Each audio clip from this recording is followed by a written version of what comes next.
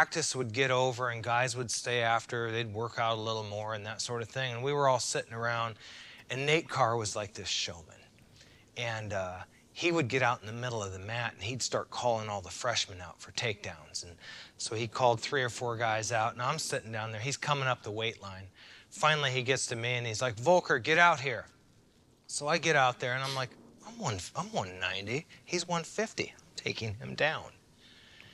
And when Nate was wrestling and with that little thing that he did fairly often, he'd be looking at you, wrestling you, but he'd be looking at the guys sitting on the sides to see who's watching. And he took me down 3, 4 times, like without even trying.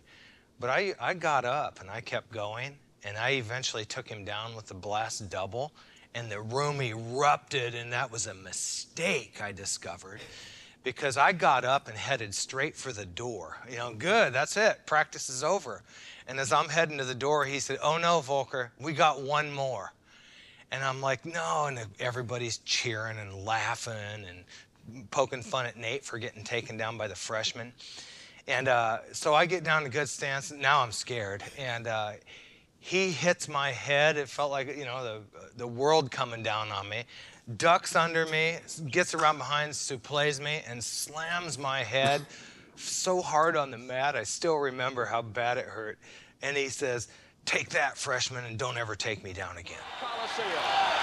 And it's counted down. And it's Iowa State, the winner. Just your initial thoughts watching awesome. that, yeah. That's great. That's pretty good. I haven't heard that story ever, so that's pretty good.